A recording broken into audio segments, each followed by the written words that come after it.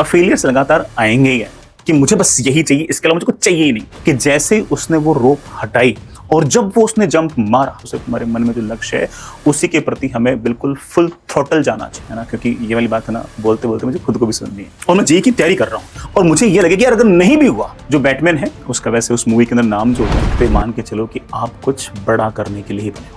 और इस टीवी के अंदर ना लगातार ना ये दिखाते रहते हैं, तो जब भी वो यहाँ से यहाँ जंप करता ना, तो उससे वो जंप होता ही नहीं, बिल्कुल आराम से दौड़ता और यूं करके जंप करता। जैसे जंप करता, ये जो तो लास्ट वाला जो जंप है ना, और जब ये वाली फीलिंग है कि अगर मैं फेल हो गया तो क्या होगा, कि आईआईटी नहीं हुआ तो पापा की दुकान में बैठ जाऊंगा, आईआईटी नहीं हुआ तो पापा मुझे किसी प्राइवेट कॉलेज में तो भेज ही देंगे। कल एक बच्चे का फोन आया, फोन पर बच्चे ने मुझसे कहा कि सर मैंने जेईई मेट्स का पहला वाला टेस्ट दिया और उस टेस्ट में मेरे 40 नंबर है, 300 में से 40 नंबर है, और जब से 40 नंबर आए हैं तब से मैं काफी डर चुका हूँ, फ्राइटेंड हूँ, और मैं पिछले 3 दिन से पढ़ाई नहीं कर रहा हूँ। उससे पहले मेरे 120 के आसपास नंबर आ जाया करते थे तो मैं पढ़ भी लिया करता था, लेकिन जैसे मेरे 40 नंबर आए उसके बाद मुझे एक तरह से फियर ऑफ फेलियर हो गया कि हाँ 40 नंबर आए, मेरा तो कुछ हो ही नहीं सकता, एंड मैं तो मेरे से पढ़ाई नहीं जाएगा, तो मेरा मन ही नहीं लग रहा पढ़ने का। एंड मैंने उसको थोड़ा डांट डपट के, मेरे को जितना भी समझ में आया मैंने उस बच्चे को नियरली फोन पे ही थोड़ा बहुत उसको समझाया। बट मुझे लगा कि इस वाली बात को मुझे सभी बच्चों के साथ करनी चाहिए, खास तौर से फियर ऑफ फेलियर जो है उसको किस तरीके से मैनेज करना है, ये मुझे सभी बच्चों के साथ डिस्कस करनी चाहिए। आप में से सभी बच्चों ऑफकोर्स किसी न किसी जब कॉम्पिटिटिव एग्जाम की प्रिपरेशन कर रहे हैं, चाहे जेईई की कर रहे हो, चाहे नीट की कर रहे हो, किसी भी एग्जाम की कर रहे हो, और even day to day life के अंदर भी फेलियर्स लगातार आएंगे ही है। उन फेलियर्स को कैसे मैनेज करना है, या फिर मोर इंपॉर्टेंटली उस फेलियर का जो फियर है, कई बार तो फेलियर आया भी नहीं होता है, आने वाला होता है, उसका पहले से जो फियर है हमें उस किस तरह से मैनेज करना है, किस तरह से अपने को साइकोलॉजिकली स्ट्रॉन्ग रखना है, और कैसे अपने थॉट्स को चेंज करके उस फियर ऑफ फेलियर को एज ए स्ट्रेंथ की तरह यूज करके अपने काम की तरफ लगना है, ये मैं डिस्कस करना चाहता हूँ। हालांकि इस सेम बात को बेटा मैं एक स्टोरी के थ्रू मैंने आपको शायद नियरली 4 या 5 साल पहले सुनाई होगी, बट ऑफ कोर्स 4 या 5 साल में बच्चे तो मोस्टली चेंज हो गए। सो मेरे पास काफी रिक्वेस्ट थी कि सर ये वाली बात एक बार हमसे वापस ही कीजिएगा। ये वाली बात मैं फिर से कर रहा हूँ, ना केवल बच्चों के लिए बट ऑफ कोर्स मेरे खुद के लिए भी, है ना, क्योंकि ये वाली बात है ना, बोलते बोलते मुझे खुद को भी सुननी है। So let's start. सभी बच्चों ने ना मेरे ख्याल से बैटमैन मूवी देख रखी होगी, है ना, एंड बैटमैन मूवी के अंदर मेरे ख्याल से उसका जो थर्ड पार्ट था, द डार्क नाइट राइजेस, वो शायद 2012 या 13 के आसपास, and it is a really good movie, extremely good movie, है ना। जो बाकी super hero movies of course उसके मुकाबले बैटमैन की जो कहानी है वो टोटली उससे डिफरेंट होती, काफी रिलेटेबल टाइप ऑफ थी, तो मुझे काफी वो पसंद है मूवी, है ना। मेरे ख्याल से मैंने शायद जितने भी इंग्लिश मूवीज होंगी उसमें शायद सेकंड मोस्ट वास्ट मूवी रही है ये बैटमैन की जो थर्ड वाली मूवी होगी, यही होगी। तो इसका एक सीन है, मैं उस सीन को एक्सप्लेन करता हूँ। पहले मैं एक बार उसमें कैरेक्टर्स बताता हूँ। जो बैटमैन है उसका वैसे उस मूवी के अंदर नाम जो होता है, जो डे टू डे लाइफ के अंदर उसका जो एक्चुअल नेम होता है, दैट इज ब्रूस। उस मूवी जो विलन है उसका नाम है बेन। बेन जो है ना वो ऐसा थोड़ा सा बल्कि सा है, स्ट्रॉन्ग सा है, और वैसे एक ना स्टाइलिश सा एक मास्क भी लगाता है। एंड मेरे ख्याल से बच्चों को वाला सीन याद होगा जिसमें ना जो बेन है वो ब्रूस के ऊपर, मतलब बैटमैन के ऊपर भारी पड़ता है और वो उसको बड़े आराम से बढ़िया से कूटता है, बढ़िया से उसको अच्छे से सूटता है, उसका खूब लट हो जाता है, लेकिन उसे जान से नहीं मारता, उसके बजाय उसे एक प्रिजन के अंदर डालता है। प्रिजन कैसी है, मैंने उसका डायग्राम बना रखा है। प्रिजन जो है वो अपने आप में एक पिट की तरह, एक वेल की तरह है, ठीक है, जिसमें ऐसे काफी मतलब ऐसे काफी अच्छी खासी हाइट का वेल है और उसके नीचे आपकी प्रिजन है ना। कोई और जो मतलब जिसको भी, जैसे मान लो कि लेट्स से कि ब्रूस को या बैटमैन को मारा कूटा, उसको अंदर फेंक दिया, है ना। अब अंदर फेंक दिया तो अंदर बाकी प्रिजनर्स भी हैं, ऐसा नहीं कि सिर्फ और सिर्फ ब्रूस अकेला है, बाकी प्रिजनर्स भी हैं, और अंदर ऑफ कोर्स बड़ा प्रिजन है और ऊपर आपके पास इस तरह से ये पूरा वेल है। बाहर निकलना ऑफ कोर्स इम्पॉसिबल सा है, बाहर कोई गार्ड वगैरह नहीं है, गार्ड वगैरह की वैसे भी जरूरत नहीं, क्योंकि इतना स्टीप है, इतना वेल जो इतना हाई है, बाहर निकलना impossible. But look at the way कि प्रिजन कैसे बनाई गई। सबसे पहली बात कि इस प्रिजन के अंदर ना बाहर से ऐसे लाइट आ सकती है, ऑफ कोर्स यहाँ से लाइट आ सकती है, तो जितने भी प्रिजनर्स अंदर है ना उनके पास ये लाइट पहुंचती है, और ये लाइट एक तरीके से आप ऐसे ट्रीट कर सकते हो कि सारे के सारे प्रिजनर्स के लिए ये एक तरीके से होप है। क्योंकि अगर मान लो कि ना आप किसी डार्क प्रिजन के अंदर हो तो हर तरफ डार्कनेस है, तो इंसान धीरे धीरे भूल जाता है कि बाहर क्या था, है ना, और है ना उसे होप नहीं होती कि बाहर मैं कभी निकल पाऊंगा। तो यहाँ पर जो प्रिजनर है वो लगातार है ना बाहर की लाइट को देख पा रहा है, तो ऑफकोर्स वो जब बाहर की अगर लाइट को अगर देख पा रहा है तो ऐसे केस में उसे वो बाहर की जो दुनिया वो लगातार याद आती रहती है, और वो जो होप है वो उसके लिए काफी पेनफुल होती है। हम में से काफ़ी सारे लोगों के साथ ऐसा होता है कि ना, जिन बच्चों को है ना ऐसा लगता है कि मैं काफ़ी टैलेंटेड हूँ, मैं काफ़ी अच्छा हूँ, लेकिन मैं उतना अच्छा नहीं कर पा रहा, तो उसे होप होती है कि शायद मैं किस दिन अच्छा कर लूंगा, और ये होप कई बार उसके लिए ज़्यादा पेनफुल होती है। अपनी क्षमताओं के अनुरूप हम कई बार परफॉर्म नहीं कर पाते, तो इस चक्कर में हमें पेन कई बार ज़्यादा भी होता है। तो ये जो लाइट लगातार आ रही है, ये ऑफ कोर्स बड़ा लगातार है ना, यहाँ के जो प्रिजनर्स है उनको लगातार होप दी जा रही है, and this hope is even psychologically like pain, और वी कुड से दैट कि ये भी अपने आप उनके लिए एक सजा ही थी, ठीक है। तो जो अंदर प्रिजनर है वो ऑफ कोर्स बड़ा फिजिकली और मेंटली चैलेंज वाली सिचुएशन के अंदर रहते हैं। तो अंदर हमारा ब्रूस भी है। अब जब ब्रूस को अंदर फेंकते हैं तो उसको बड़ा आराम से ना कूट काट के एकदम बढ़िया से फेंकते हैं, शायद उसकी कमर भी टूट जाती है वगैरह वगैरह। जब अंदर रहता है तो बाकी प्रिजनर्स उसका हल्का फुल्का ख्याल रखते हैं एंड वो धीरे धीरे खाना पीना स्टार्ट करता है और उसका धीरे धीरे अपनी बॉडी स्ट्रेंथ को गेन करता है। बॉडी स्ट्रेंथ को लगातार गेन करता है और उसके बाद जैसे उसकी बॉडी स्ट्रेंथ लगातार अच्छी होती रहती है, वो एक्सरसाइज वगैरह भी स्टार्ट कर देता है, पुशअप्स मारता है, ठीक है, प्लैंक्स मारता है, धीरे धीरे अपनी बॉडी की वेट को बॉडी की स्ट्रेंथ को लगातार वो बेटर करता चला जाता है, क्योंकि उसके लगातार दिमाग में एम क्या है कि मुझे लगातार बाहर निकलना है। अच्छा, इसी ब्रूस मतलब इसी प्रिजन के अंदर एक टीवी भी लगा रखा होता है, एक डिस्प्ले टीवी भी होता है और इस टीवी के अंदर ना लगातार ना ये दिखाते रहते हैं कि वो जो बेन है, जो विलन है, वो बाहर दुनिया के अंदर क्या क्या कर रहा है। तो जो प्रिजनर्स है उनको एकदम साइकोलॉजिकल एकदम परेशान करने के लिए कि देखो, मतलब खास तौर से ब्रूस को परेशान करने के लिए कि देख तेरी एब्सेंस के अंदर ना मैं बाहर क्या क्या कर रहा हूँ। तो वो लगातार ब्रूस उस टीवी के अंदर देखता रहता है कि ना कि बेन बाहर क्या क्या मचा रहा है और वो काफी परेशान से रहता है कि यार ना मैं कब बाहर निकलूंगा। बट वो लगातार अपनी एक्सरसाइजेस करता रहता है, खाना खाता रहता है, पुशअप्स करता रहता है और वो लगातार अपनी बॉडी स्ट्रेंथ को लगातार बेटर करता रहता है कि यार मुझे किसी तरीके से इस कुएं से बाहर निकलना है। अब इस कुएं से बाहर कैसे निकलेंगे? तो इस कुएं के अंदर ना ऐसे बड़ा कुछ ऐसे लेजेस हैं, मतलब ऐसे ना यूं करके ऐसे चलते जाओ तो ऐसे बड़ा कुछ लेजेस हैं। बड़ा लेजेस मतलब समझिए ना थोड़ी हल्की फुल्की सीढ़ियां टाइप, बट एक सीढ़ी से दूसरी सीढ़ी, दूसरी सीढ़ी से तीसरी सीढ़ी मान सकते हो, फिर ऐसे मान सकते हो कि कुएं से ऐसे हल्की फुल्की कुछ प्रोट्रूड्स ऐसे बाहर निकले। अपना ये जो ब्रूस है ना, ये क्या करता है कि यहाँ पर ऐसे एक अपने कमर पर एक रस्सी बांध लेता है, उस रस्सी को यहाँ कहीं से लटका देता है और फिर लगातार चढ़ते पहले इस सीढ़ी पे चढ़ता है, फिर इस सीढ़ी पे चढ़ता है, फिर इस सीढ़ी पे चढ़ता है, फिर इस पे चढ़ता है, फिर इस पे चढ़ता है, फिर इस पे चढ़ता है और ऐसे चढ़ते वो बाहर निकलने की कोशिश करता है। अब लेकिन दिक्कत क्या थी? दिक्कत ये थी कि जो बिल्कुल लास्ट की जो लेज थी ना, वो इस लेज और इस लेज, मतलब इस सीढ़ी और इस सीढ़ी के बीच डिफरेंस है ना, वो बहुत ज्यादा एक्सट्रीम डिफरेंस। तो जब भी वो यहां से यहां जंप करता ना, तो उससे वो जंप होता ही नहीं, और जैसे यहां से उससे जंप नहीं होता, वो गिर जाता। लेकिन उसने एक सेफ्टी नेट तो बांध ही रखा था, एक सेफ्टी रोप बोलता हूँ, एक सेफ्टी रोप तो उसने बांध ही रखी थी, है ना, कि वो ट्राई कर रहा है। बट उस ट्राई में अगर वो फेल हो गया तो होगा क्या कि जैसे वो गिरेगा इतने में ऑफकोर्स ना बेटा जो उसने जो रोप बांध रखी थी वो टाइट हो जाएगी, और वो टाइट हो जाएगी तो वो गिरने से बच जाएगा, और गिरने से बच जाएगा तो ऑफकोर्स वो मरने से भी बच जाएगा। तो वो रोज ऐसा करता कि ना, वो ऐसे लगातार एक लेज से दूसरे लेज पे, दूसरे लेज से तीसरे लेज पे, ऐसे चलते चलते ऊपर तक जाता। और जो लास्ट लेज था उस पे जैसे वो जंप करता, बिल्कुल आराम से दौड़ता और वो करके जंप करता। जैसे जंप करता तो उस हल्का सा शॉर्ट रह जाता, फ्यू इंचेस शॉर्ट रहता, और वो गिरता।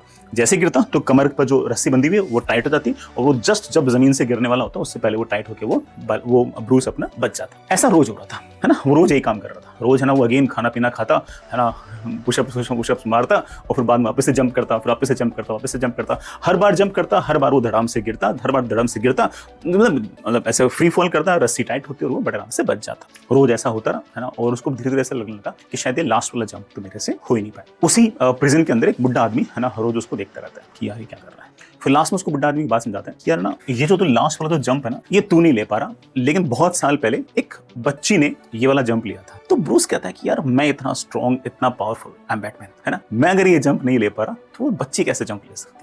तो वो जो बुढ़ा आदमी होता है, जो ओल्ड मैन होता है, उसको समझाता है कि वो बच्ची ये वाला जंप इसलिए ले पाई क्योंकि उसके पास कोई सेफ्टी वाली रोप नहीं थी। उसने ये सेफ्टी रोप बांध ही नहीं रखी। तू तो सेफ्टी रोप बांध के यहाँ से यहाँ कूदा, लास्ट वाला जंप तेरे से नहीं हुआ, तूने ट्राई किया, तेरे से नहीं हुआ, तो ऐसे तो गिरने लगा, वो सेफ्टी रोप तेरे को बचा लेती। लेकिन उस बच्ची के पास ये वाली सेफ्टी रोप थी ही नहीं, वो बिना सेफ्टी रोप के ही जंप कर रही थी, और जैसे वो बिना सेफ्टी रोप के जंप किया, वो बड़े आराम से बाहर निकला। अब है ना, बैटमैन को, मतलब ब्रूस को बात समझ में आ गई कि यार क्या तो ये सही रहा है, क्या कैसे सही रहा है, उसको हम बाद में डिस्कस करेंगे।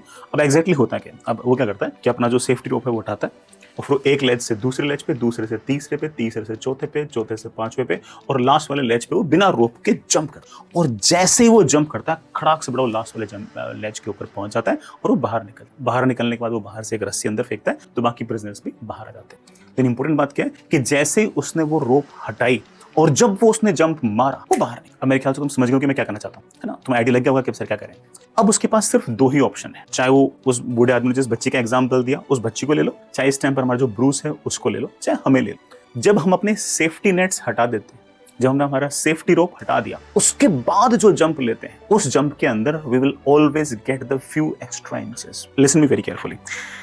Fear of death is what it takes us to live, है ना, मतलब अब उसके पास दो ही ऑप्शन थे कि या तो मैं जंप कर लूंगा या मैं मर जाऊं। जब ये दिमाग में आता है कि यार मैं मर जाऊंगा, तब वो एक्स्ट्रा फ्यू पुश आता है, वो एक्स्ट्रा फ्यू इंचेस आती है, और यही हमारे साथ भी होना चाहिए। अदरवाइज अगर देखो तो ब्रूस की वही स्ट्रेंथ थी, है ना, वही उसकी फिजिकल एबिलिटीज थी, वही ग्रेविटी थी, सब कुछ एग्जैक्टली वैसा का वैसा था, फिर भी वो रोज वो वाला जंप नहीं ले पा रहा था। और उस दिन बिना रोप के उसने वाला जंप ले लिया, जस्ट बिकॉज कि साइकोलॉजिकली अब उसके दिमाग में फिट हो चुका था कि आज तो मुझे ये करना ही है, अगर मैंने ये नहीं किया तो मैं आज मैं मर जाऊंगा, मैं निपट जाऊंगा। I have much to lose, I have much to lose, इसलिए मुझे ये एक्स्ट्रा जंप चाहिए, मुझे एक्स्ट्रा पुश चाहिए। और वो जो एक्स्ट्रा 2-3 सेंटीमीटर का या 1-2 इंच का जो पुश था, वो किससे मिलेगा? वो साइकोलॉजी इस बात से मिलेगा कि यार अगर मैंने ये वाला जंप नहीं किया तो मैं मर भी सकता हूं, मैं निपट सकता हूं। और इस कारण से उसको एक्स्ट्रा पुश मिल गया और वो बड़े आराम से इस तरह से बाहर निकल गया। यही हमारे साथ है, यही हमारे साथ है।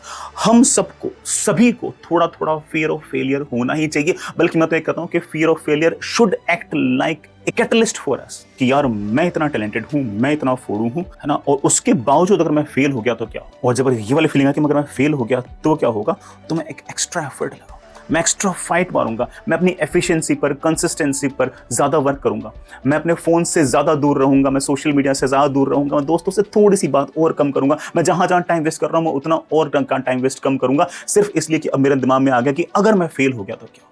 मैंने अपने सारे सेफ्टी नेट्स हटा दिए हैं। मैं तुम्हारे पॉइंट ऑफ व्यू से बोल रहा हूं एक बार क्या, मुझे आज के दिन मैंने डिसाइड कर लिया कि मुझे तो आईआईटी चाहिए। बच्चों ने अपने आप से कुछ ना कुछ सेफ्टी नेट्स बना रखे हैं, बच्चे ने कुछ ना कुछ सेफ्टी नेट्स बना रखे हैं कि यार मुझे तो इसी साल आईआईटी जाना है ना। उसने पहले तो सोच लिया मुझे तो इसी साल आईआईटी जाना है। फिर कोई बच्चा ऐसा है कि नहीं यार, है ना, लेट्स ट्राई दिस ईयर, कोई बात नहीं हुआ तो मैं अगले साल आईआईटी चला जाऊंगा, अगले साल ड्रॉप ले लूंगा। ये मैं अगले साल ड्रॉप ले लूंगा, ये अपने आप में एक सेफ्टी नेट ही तो है, ये एक तरीके से मैं रोप ही तो है। अगले साल मैं ड्रॉप ले लूंगा, जैसे दिमाग में ये वाली बात आएगी वैसे ही ऑब्वियस बात है कि मैं ये एक्स्ट्रा वाला पुश मिल ही नहीं पाएगा, मैं एक्स्ट्रा वाला एफर्ट लगा ही नहीं पाऊंगा, क्योंकि मुझे पता है कि अगर मैं फेल हो भी गया तो मुझे ड्रॉप लेना ही है। समझ बात को? अगर मैं क्लास 12th के अंदर और मैं जेईई की तैयारी कर रहा हूं और मुझे ये लगे कि यार अगर नहीं भी हुआ तो मैं तो अगले साल ड्रॉप ले सकता हूं ना। नहीं भी अगर मान लो कि मैं इस लेज से उस लास्ट वाले लेज पर नहीं भी गया तो ऑफ कोर्स ये सेफ्टी नेट तो मुझे बचा ही लेगी। एग्जैक्टली उसी तरीके से अगर मान लो कि क्लास 12th के साथ अगर मेरा नहीं हुआ तो मैं अगले साल ड्रॉप ले लूंगा। ये अगले साल ड्रॉप ले लूंगा, ये मेरे लिए अपने आप में एक तरीके से रोप की तरह काम कर रही है। मुझे रोप हटानी है, मुझे तो ये बताना है कि this attempt matters, this attempt matters. ये जो मेरा लास्ट वाला जो जंप है ये मैटर कर रहा है कि अगर ये लास्ट वाला जंप अगर मैं ढंग से नहीं लिया तो मेरे को बहुत ज्यादा हर्ट हो सकता है, मेरे लग भी सकती है, मैं निपट सकता हूं। उसी तरीके से मैं भी क्लास 12th के अंदर एग्जैक्टली वैसे ही पढ़ूंगा जैसे मेरा ये लास्ट अटेम्प्ट है। इसी तरीके से जो बच्चा ड्रॉपर है उसने भी सेफ्टी नेट बना रखे हैं कि अगर आईआईटी नहीं मिली तो कोई बात नहीं यार, मुझे तो एनआईटी भी चलेगी, और अगर एनआईटी नहीं मिली तो मुझे कोई ना कोई ढंग की प्राइवेट कॉलेज होगी ना, वो मिल जाएगी। और अगर प्राइवेट कॉलेज अगर नहीं मिली तो हम सब लोग जानते हैं कि स्किल्स मैटर, isn't it? तो उसने सेफ्टी नेट बना रखे हैं कि ये नहीं तो ये सही, ये नहीं तो ये सही, ये नहीं तो ये सही। मैं बिल्कुल साफ साफ बोल रहा हूं कि जब तक अपन किसी एग्जाम की प्रिपरेशन कर रहे हैं, जब तक हम कॉम्पिटिटिव एग्जाम की प्रिपरेशन कर रहे हैं, आप एक बार के लिए सेफ्टी नेट्स को हटा दो, फेंक दो, और ये मान के चलो कि मुझे तो ये चाहिए और मैं सारे के सारे जो फाइट है मुझे जो चाहिए मैं उसी के लिए ही लगाऊं, मुझे उससे कम कुछ बर्दाश्त ही नहीं है। वो अलग बात है कि जिस दिन मेरा रिजल्ट आएगा उस दिन मैं ले लूंगा, उस दिन मैं रैशनली सोचूंगा, लेकिन आज जब मैं प्रिपरेशन कर रहा हूं उस टाइम पे मेरे दिमाग में ये होना चाहिए कि मैं आज सिर्फ और सिर्फ जो टॉप चीज है जो मेरे दिमाग के अंदर, मैं सिर्फ और सिर्फ वही जाऊंगा। और उसको वहां वो ये जंप लेने के लिए जो भी सेफ्टी नेट्स मैंने सारे छोड़ दिए, मैं अगले साल ड्रॉप लूंगा, मेरे को एनआईटी भी चलेगी, मेरे को ट्रिपल आईटी भी चलेगी, मेरे को तो ना मतलब कोई प्राइवेट कॉलेज भी चलेगी, और मेरे को तो स्किल्स मैटर वगैरह वगैरह ये भी चलेगा। नहीं, मैं सारे सेफ्टी नेट्स छोड़ रहा हूँ और मुझे चलेगी तो सिर्फ और सिर्फ आईआईटी ही चलेगी। मैंने एक एग्जाम्पल के लिए बोला है, किसी बच्चे के लिए हो सकता है कि ये कोई आईएसआर के लिए सोचता हो, कोई बच्चा कोई आईएससी के लिए सोचता हो, कोई एम्स के लिए सोचता हो, कोई गवर्नमेंट मेडिकल कॉलेज के लिए सोचता हो, कोई अपने बिजनेस के लिए सोचता हो, किसी भी चीज के लिए सोचता हो, लेकिन आपने मन में कुछ ना कुछ जगह सोच लिया कि मुझे वहां तक पहुंचना है, आप उससे माइनस डेल्टा पर भी मत आओ एक बार के लिए। आप तो मुझे तो वही चाहिए। हाँ, जिस दिन रिजल्ट आ जाएगा और अगर मान लो कि मैंने मेरी तरफ से इतना हो पाया, मैंने कर लिया, और उसके बावजूद मुझे वो चीज नहीं मिली तो कोई बात नहीं, मैं जो मेरे को मिला है मैं उसको एक्सेप्ट करूंगा और मैं वहां जाकर अच्छी पढ़ाई करूंगा। बट आज के दिन मुझे मान के चलना है कि मैं अपना सब कुछ झोंक दूंगा, किसके लिए? जो मुझे चाहिए उसके लिए झोंक दूंगा। और मैं अपने सारे के सारे सेफ्टी नेट्स हटा रहा हूं। जो फियर ऑफ फेलियर है इसे तुम इस तरह से अपने आप को ट्यून करो, अपने आप को साइकोलॉजिकली इस तरीके से मैनेज करो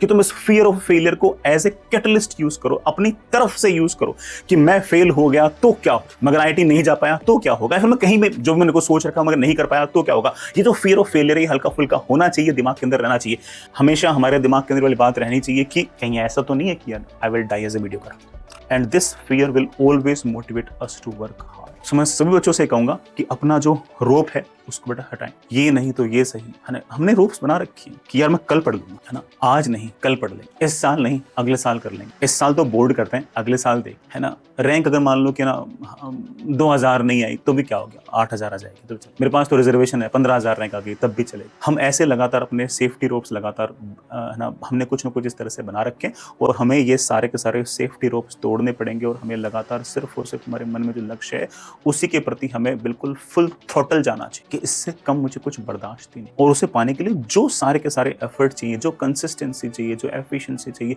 वो सारे के सारे आ जाए, वो सारे के सारे आ जाए। लेकिन एक बार आपको मानना पड़ेगा कि या तो मुझे करना है या मैं निपट गया। ये एक बार फियर अगर दिमाग के अंदर आ गया तो ऑब्वियस बात है कि मुझे निपटना तो है ही नहीं, तो मैं करूंगा ही करूंगा। क्योंकि बैटमैन के पास भी दो ऑप्शन थे।